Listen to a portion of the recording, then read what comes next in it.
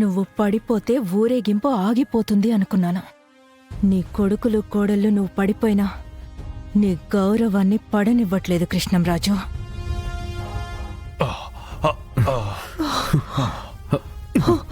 నానా నానా ఏమై ఉండదు?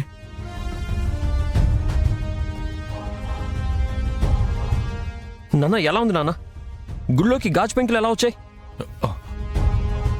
ఇదెవరో కావాలని చేసుండారు, లేదంటే ఊరేగింపు ముంగిట గాజు పెంకులు ఎట్టొస్తాయి?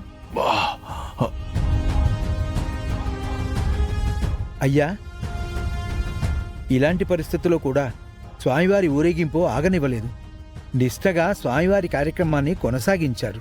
ఆ స్వామి దయా కటాక్షాలు ఎప్పుడూ మీ కుటుంబం పైన ఉంటాయి. స్వామివారి దయ బానే ఉండదు గానే ఈడున్న భక్తుల మనసులే రాయిలాగుండాయి.